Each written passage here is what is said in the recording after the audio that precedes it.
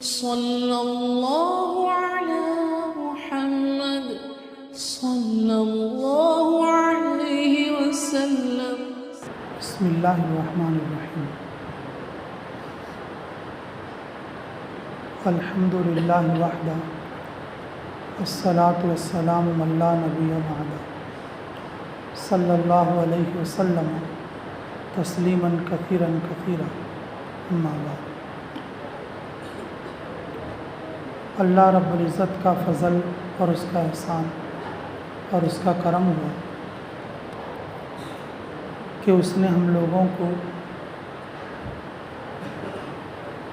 अपने नाम की बरकत से जमा फरमाया और उसके साथ साथ यहाँ पर अल्लाह के रास्ते की तकरीबन खुरूज वाली 3 जमातें मौजूद हैं। एक वो जमात जो अभी काम करके आई है, एक वो जमात जो मर्दों के साथ अभी काम कर रही है और एक वो जमात जो मस्तूरात के साथ काम कर रही है। अल्लाह ताला इन लोगों के आने को, इन लोगों की हाज़िरी को बेइंतहा कबूल फरमाए और बाकी वो लोग हैं जो सिर्फ़ अल्लाह के नाम की बरकत से कि हम अपने शेख के साथ ज़िक्र करना, इस अज़्म और इरादे के साथ तशरीफ़ फरमा है और कुछ लोग अभी आ रहे हैं। अल्लाह हम सब के हाज़िर होने को बेइंतहा कबूल फरमाए। मेरे मुहतरम सामीन, हर महीना जब आखिरी जुमेरात को मजलिस होती है तो असर के बाद वाले मामूल में कुछ सवाल जवाब होते हैं। वो सवाल जवाब किसी न किसी अमल के ताल्लुक़ से हों, किसी न किसी अमल के ताल्लुक़ से हों। अगर कोई सवाल करने लगे कि अस्हाबे कहफ के कुत्ते का नाम क्या था, सवाल तो वो भी है लेकिन हमारे लिए अमल का उसमें कोई काम नहीं। हमारे जन्नत में जाने या ना जाने में कि उसका मालूम होना कोई ज़रूरी नहीं है। तो सवाल ऐसे हो हमारे अमली लाइन से हमें कौन सा काम कैसा करना, तो उसको पूछ लिया जाए।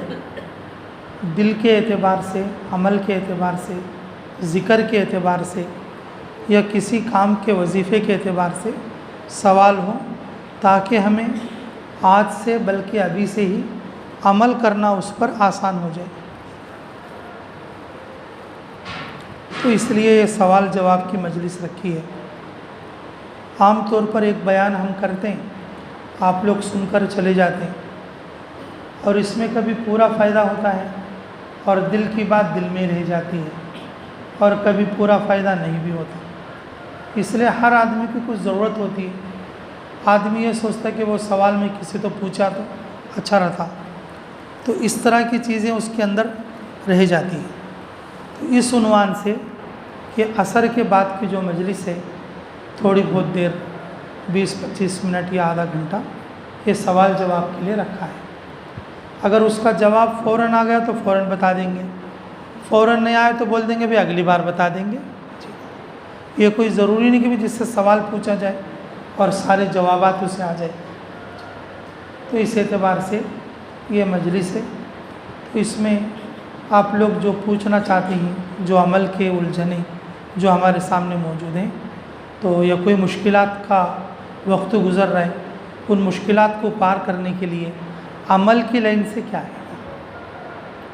अब आम तौर पर एक आदमी को एक बीमारी है तो वो क्या करता रहता बेचारा, डॉक्टरों के पास जाता रहता लेकिन उसको उतना फ़ायदा नहीं दिखता रहता। अब वो जाता डॉक्टर के पास इसलिए पूछता था कि मेरी बीमारी का कुछ हल निकल जाए। तो इसी तरह से जब तक आदमी अपने हालात का अपने हालात का अल्लाह के ज़िक्र से, अल्लाह के हुक्म से, अल्लाह के दीन के किसी न किसी अमल से उसके होने का यकीन ना हो, जब तक हम पूरे ईमान वाले नहीं बने। दीन और दुनिया की जो सारी की सारी कामयाबी अल्लाह रब्बुल इज़्ज़त ने अपने अहकामात के पूरा करने में रखी है। तो इसलिए मेरे अज़ीज़ों, हमें ज़रूरत का एहसास भी होना है ताकि हम कुछ चीज़ें पूछें, मालूम करें और उस पर अमल करें। और जैसे भी हालात हैं आप लोगों के भाई, तो जो पूछना चाहते हैं पूछो भाई, क्या है?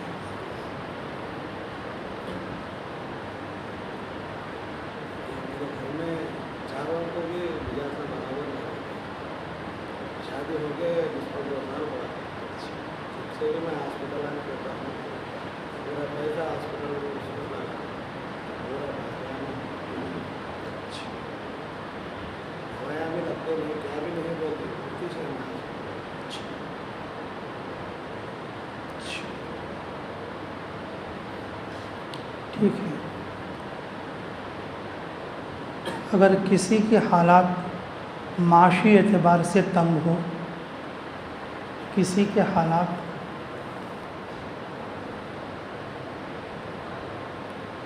बीमारियों के एतबार से तंग हो,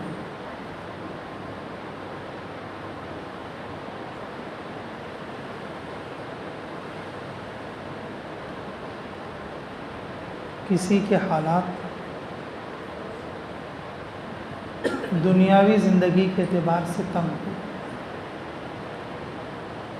उसकी वजह कुरान में ये फरमाई है, वमन आरज़ा अन ज़िक्री फ़इन्न लहू मईशतन ज़नक। अगर जो कोई आदमी हमारे हुक्म से, हमारे ज़िक्र से, हमारे घर से दूर हो जाता है, हम उसकी ज़िंदगी तंग कर देंगे, उसकी ज़िंदगी क्या कर देंगे? तंग कर देंगे।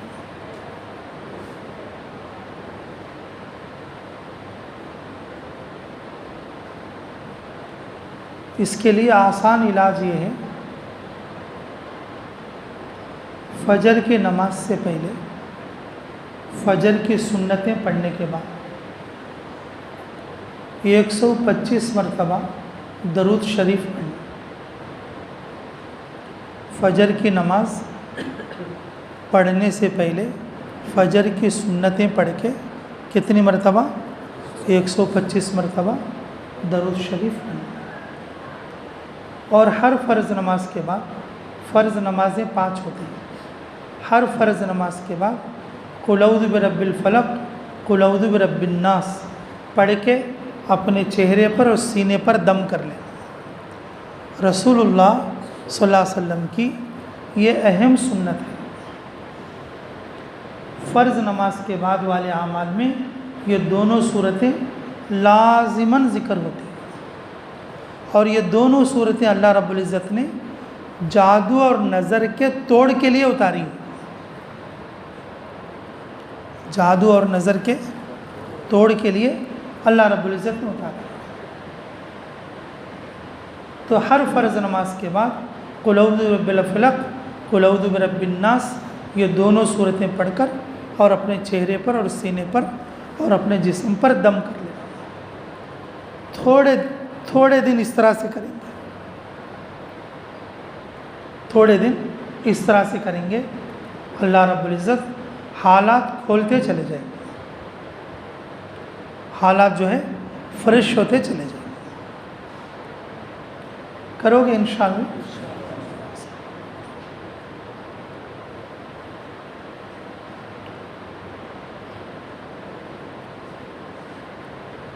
और बोलोगे साथ ही?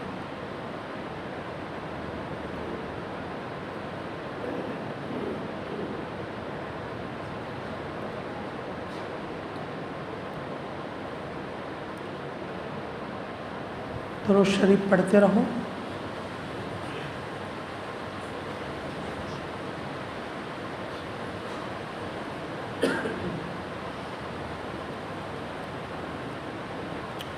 बोलो भी साथ ही।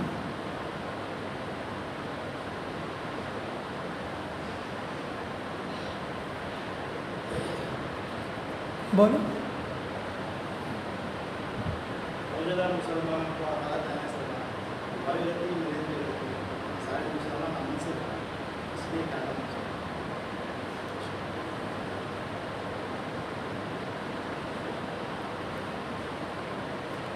ये भी बहुत अच्छी बात है। मौजूदा हालात में मुसलमानों की हालत ठीक हो जाए,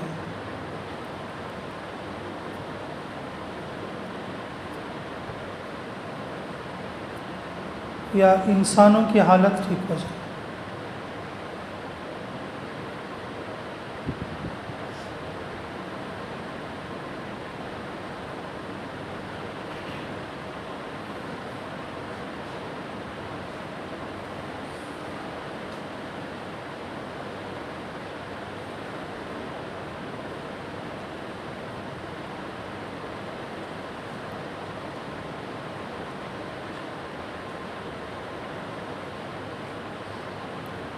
अल्लाह रब्बुल इज़्ज़त इंसानों की हालात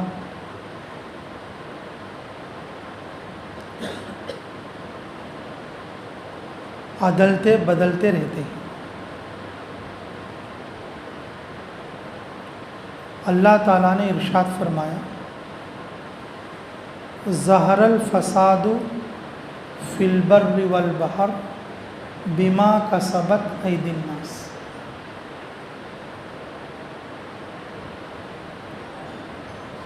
जब इंसान के अमाल बिगड़ते हैं,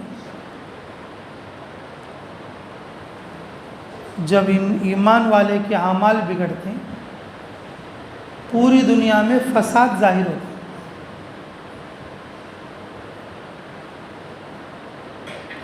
पूरी दुनिया में क्या जाहिर होता है? फसाद जाहिर होता है।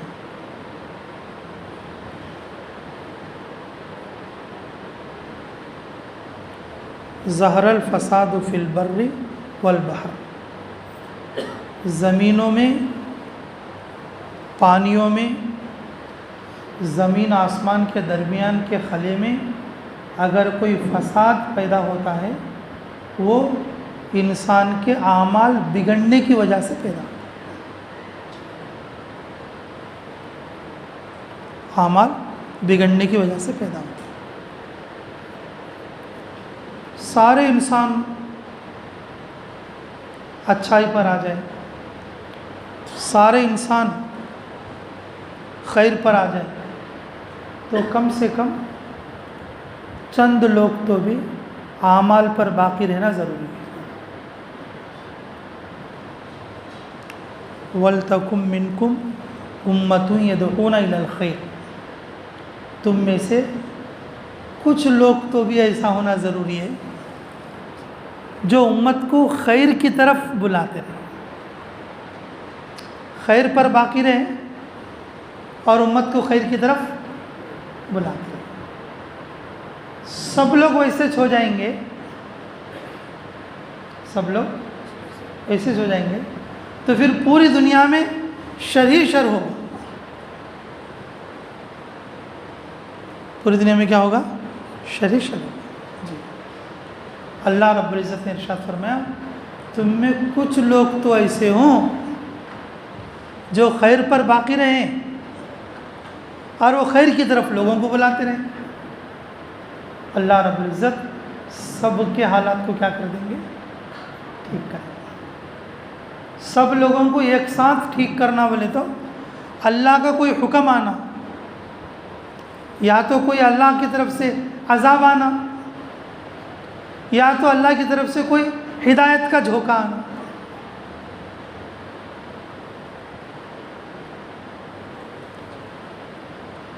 सारे के सारे इंसानियत खैर पर बाकी रहना बोले तो क़यामत आ जाएगी।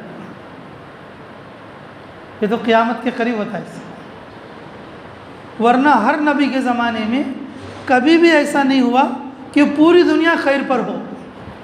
कुछ लोग तो भी ज़रा गड़बड़ कामा में रहते, पूरा गांव अच्छा हो ऐसा नहीं हो सकता।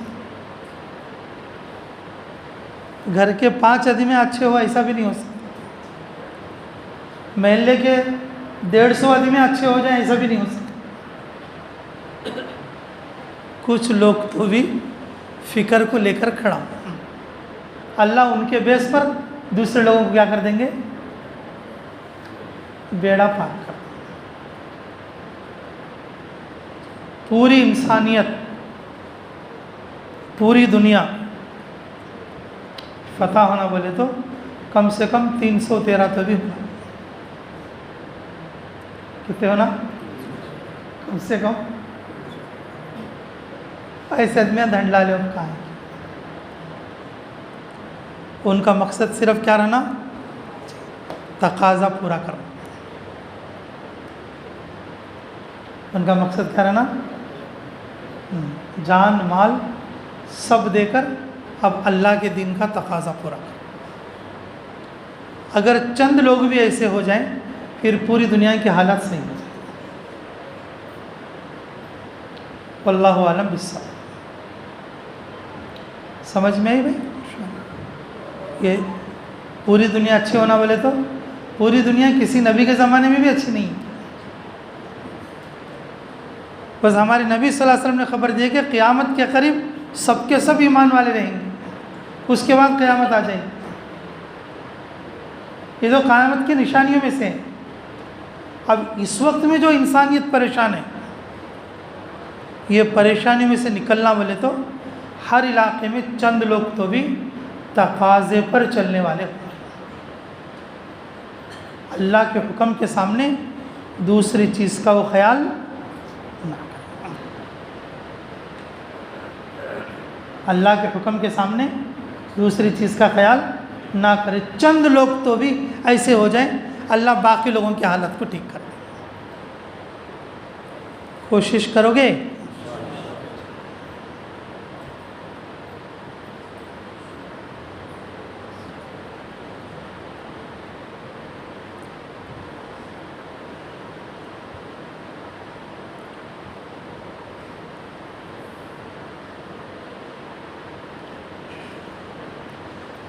और बोलो भाई साथ।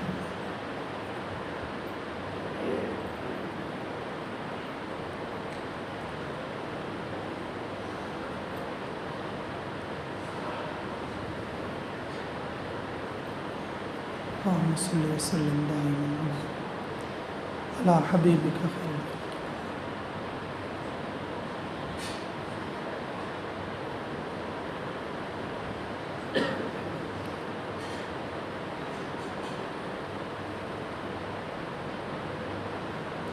आप मुझे देखते रहो, मैं भी तुम्हें देखता रहूँगा। इसमें भी सवाब है।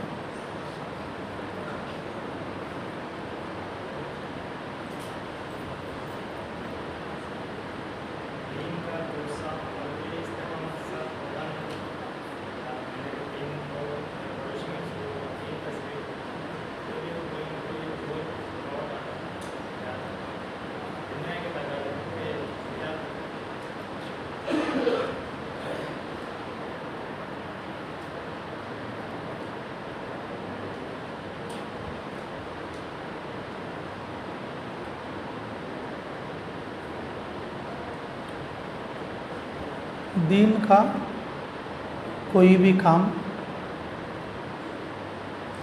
आगे पीछे हो रहा है, सही वक्त पर नहीं हो रहा है। सही वक्त पर लाने के लिए क्या करना, उसका पहला हल ये है, फ़र्ज़ नमाज के लिए अज़ान पर मस्जिद में आ जाए। 24 घंटे की ज़िंदगी सही हो जाए।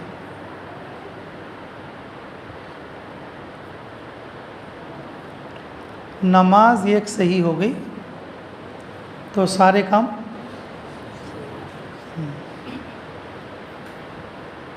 अव्वलु मा युहासबु यौमल क़ियामति अस्सलाम।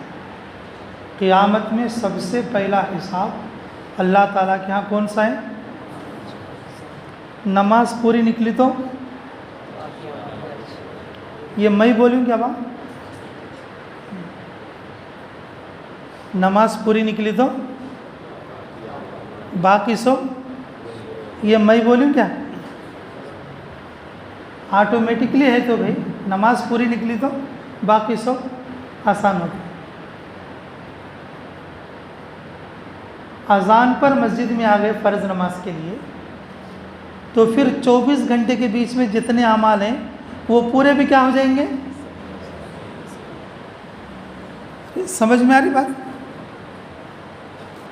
मैं बोला इस बात समझ में आई यासिर? क़यामत के दिन सबसे पहला हिसाब किसका होगा? अब नमाज सही है तो सही, अब पूरे अमाल वहाँ सही होते हो तो यहाँ के सही नहीं होते। पूरे अमाल वहाँ सही हो रहे ना। और टीचर साहब समझ में आई बात? वहाँ समझ में आई, वहाँ आसान हो गई तो यहाँ क्यों नहीं होगी?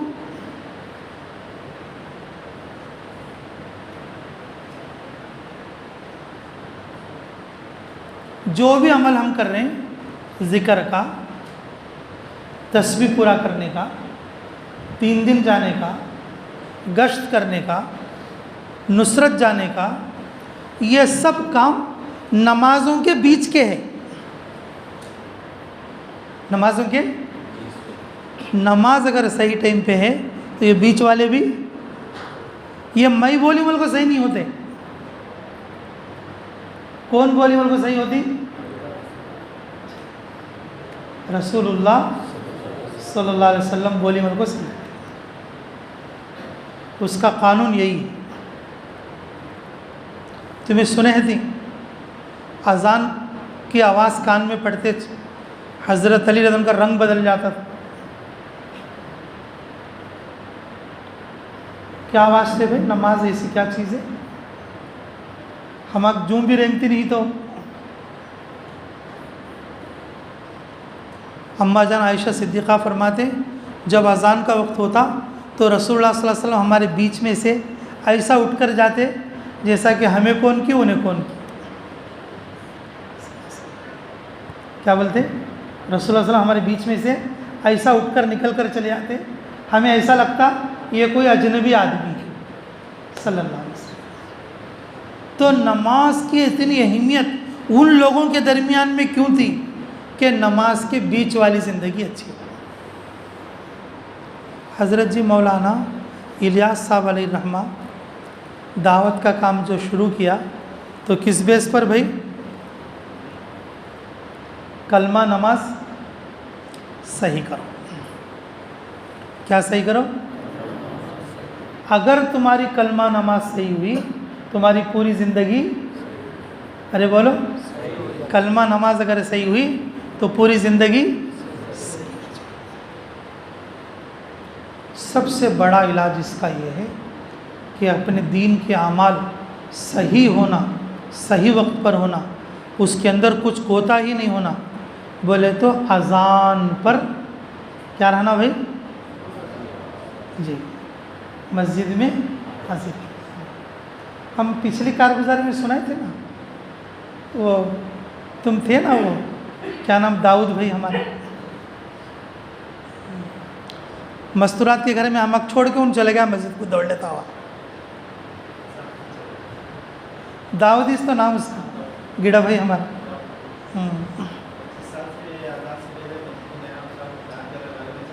हाँ,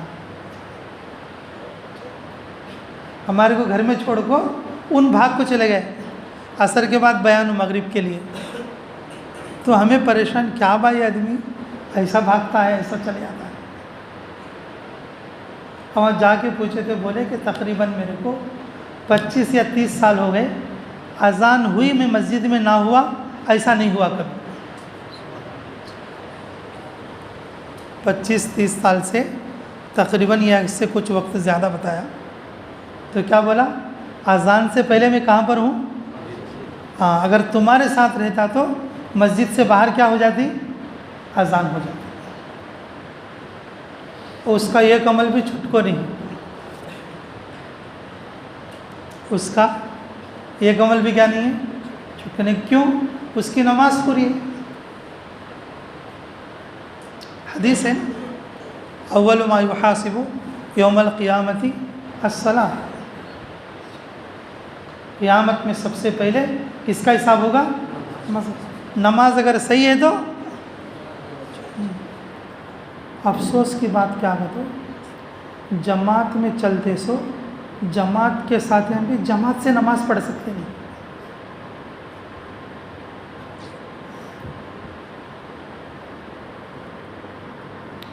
जमात में चलते सो जमात के साथ हम भी रात दिन मस्जिद में रहते, लेकिन जमात से नमाज पढ़ सकते। बहुत सारे लोगों का एतराज़ ये होता है कि जी अज़ान होती है, हम मस्जिद में अंदर आते हैं, लेकिन जमात वाले अज़ान होने के बाद मस्जिद से बाहर जाते हैं।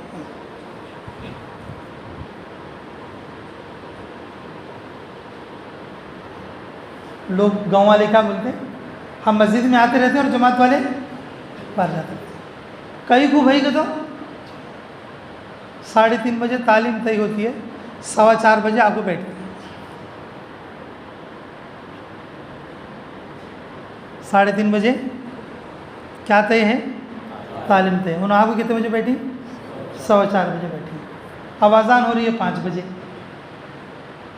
अज़ान हो रही है 5 बजे, और जो तालीम है पढ़ने का और वज़ू गुस्ल के फ़र्ज़ बोल लेने का, नमाज के वाजिबात सुन्नत याद करने का टाइम पूरा नहीं होता।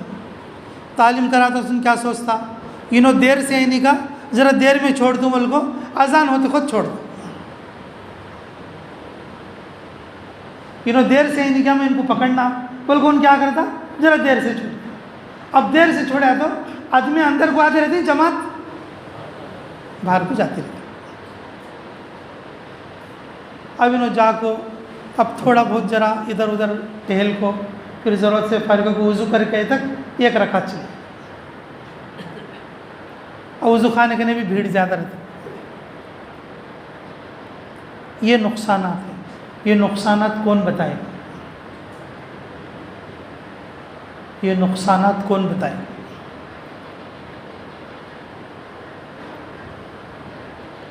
अमल करने का जज्बा है, लेकिन उसको कैसे करना, उसको ठीक करना, ठीक करने के लिए कौन बताएगा? नमाज मेरे को आती है इमाम साहब के साथ, नहीं तो भी मैं बाद में होते भी पढ़ ले सकता हूँ। दावत के साथी को ये हिम्मत है। कच्चे साथी हैं थी, कौन? कच्चे साथी, उनको नमाज पूरी आती नहीं थी। उन्होंने क्या करती, माँ जमात से जाना रहे, उनको जमात में आती, और नमाज चले गए तो फिर मैं पढ़ ले सकता नहीं। डर को उन क्या करता, अब इन जाको सीखे आता ना, अब उन क्या करता, मैं बाद में तो जाके पढ़ लेते जरा बस। अब जमात अगर छूट गई, उसके बीच में होने वाले सारे काम गड़बड़ में आ जाए। पूरा करे तो भी उतना मज़ा नहीं आएगा। नमाज वक्त पर ना पढ़ते हुए उसने बहुत सारे दिन के काम कर दिए। नमाज वक्त पर ना पढ़ के उसने बहुत सारे दिन के काम कर दिए, उसमें उतनी मज़ेदारी नहीं रही। थोड़े से काम कर रहे हैं, लेकिन जमात वक्त के साथ पढ़ रहे हैं, नमाज वक्त के साथ पढ़ रहे हैं, तो बीच के सारे काम आसान हो जाए। अज़ान पर मस्जिद में आ गया, जमात से पहले मस्जिद में आकर सुन्नत पढ़ के फ़र्ज़ नमाज के इंतज़ार में है, और उसका गश्त भी अच्छा होगा, 3 दिन भी अच्छा होगा, और उसकी ज़िक्र भी पूरा हो जाएगा, उसकी कुरान की तिलावत भी हो जाएगी, उसका मरकज़ का मशवरा भी पूरा हो जाएगा, मरकज़ की शबगुज़ारी भी पूरी हो जाएगी। क्यों? जिसकी नमाज सही और उसके पूरे अमल। कोशिश करोगे नमाज बा जमात 40 दिन पढ़े तो भी निफाक दूर हो जाता। कितने दिन बोलो? 40 दिन पढ़े तो भी क्या दूर हो जाता? निफाक दूर होना ही सबसे बड़ी ईमान की अलामत है। निफाक दूर होना ही सबसे बड़ी ईमान की क्या है, अलामत है।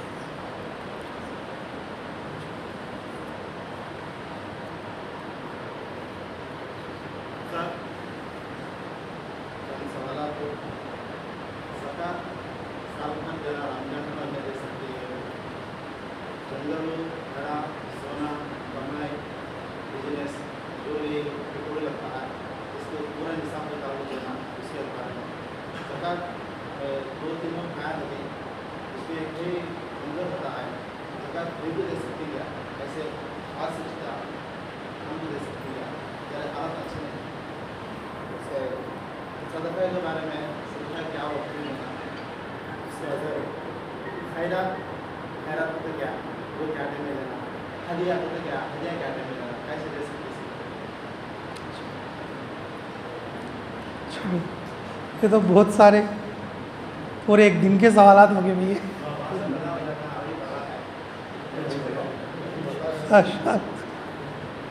अच्छा फिर ये एक अच्छी चीज़ जो बोले आखिर में, हदिया। हदिया देना और हदिया लेना सुन्नत है।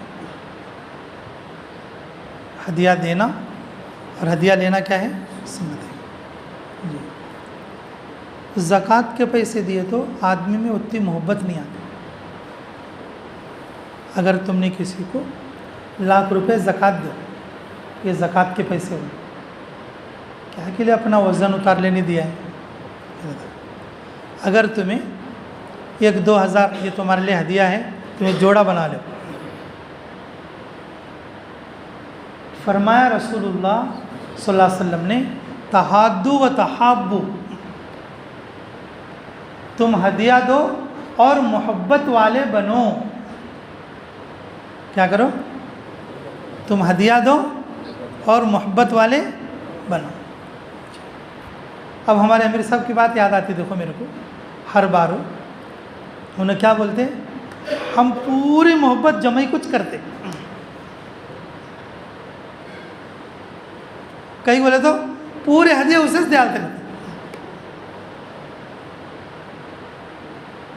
पूरे हदिये।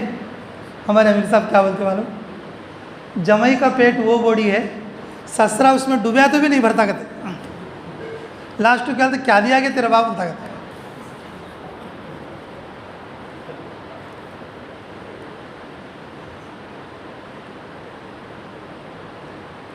हदिये से मोहब्बत पैदा होती है। क्या पैदा होती, ये रसूलुल्लाह सल्लल्लाहु अलैहि वसल्लम।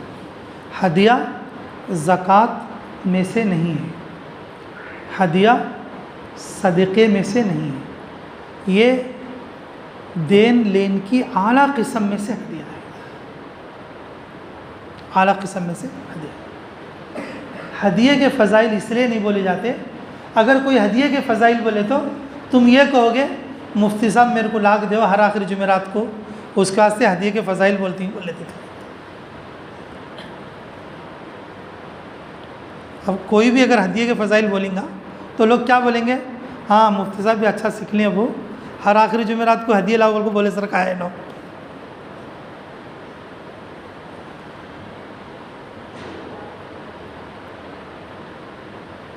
जो आदमी हदिया किसी को 1 रुपये का देगा, अल्लाह ताला की तरफ से उसको 70 से लेकर 7 लाख हदिये मिलेंगे।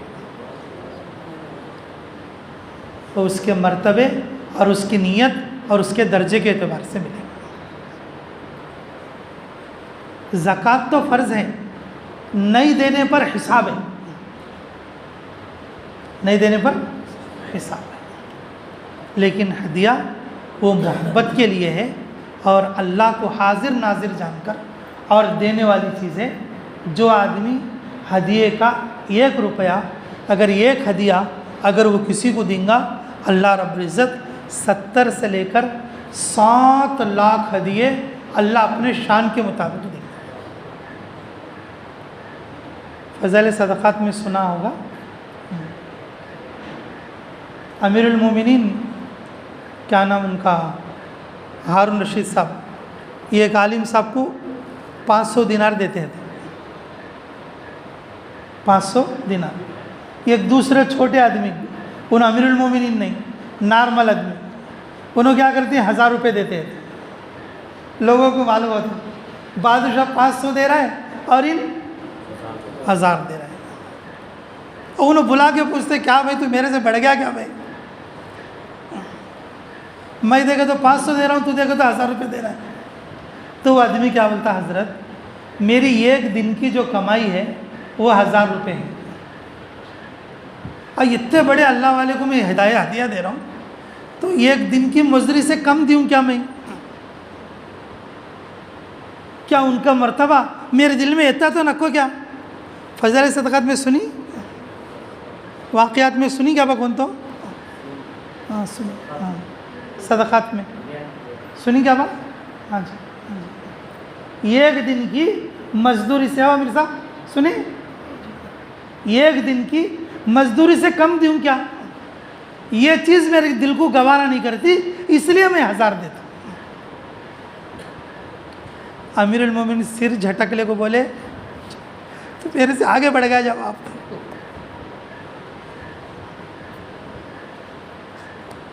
अब मैं एक दिन की मजदूरी देना का तो फिर 10 लाख 10,000 देना पड़ता।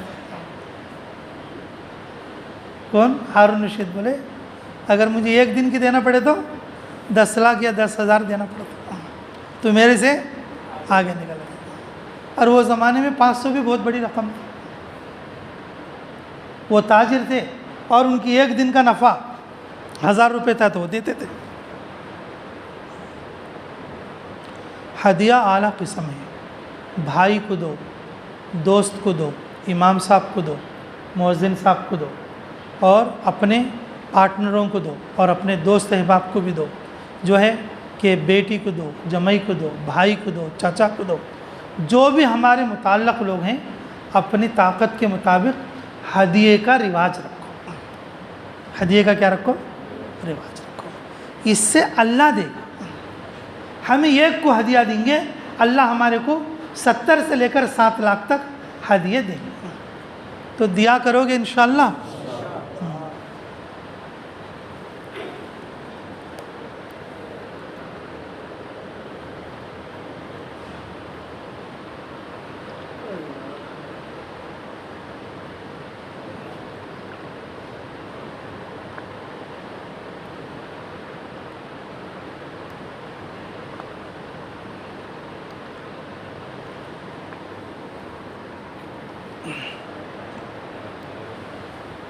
अच्छा जी, और दूसरी बात सदक़ा है।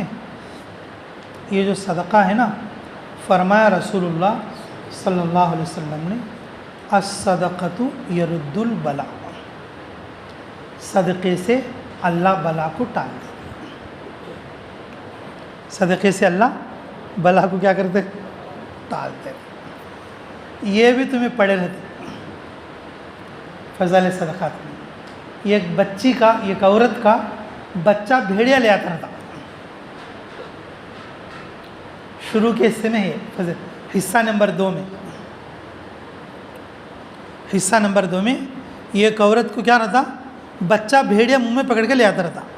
उन थोड़ी देर उसके पीछे भागती, भागते भागते साइड में देखती तो एक गरीब रहता, उसके पास 2 रोटियां रहती। खड़ो को क्या करती, वो रोटी क्या करती? पढ़ को नहीं क्या बात में? ये वाक़या समझ में आ गए? उन खड़े होकर क्या करती वो रोटियां, वो सड़क के बाजू में जो फ़कीर है उस फ़कीर को डालती।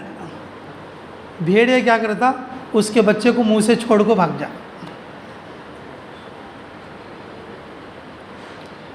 उसके छोड़ के क्या करता बोलो? ये पढ़ को है आप लोग? वो किताबें कौन पढ़ते हैं? 5 मिनट पढ़ते तालीम हो जाती है। क्या तालीम में बयान ज़्यादा होता है, तालीम कम होता है। हमारे सर के बोले तो भी आदमी के दिमाग को बात चढ़ती। एक हदीस पढ़ को, हदीस 2 मिनट की रहती है, 20 मिनट का उसका बयान रहता है।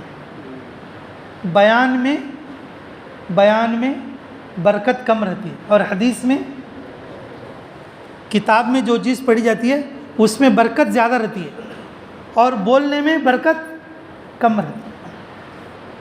किताब ज़्यादा पढ़ना और बात कम करना तालीम में। थोड़े जमात ऐसे हो गई, अब किताब ही को खाली बोलना शुरू कर होते जरा बातें कर लेते बैठेंगे।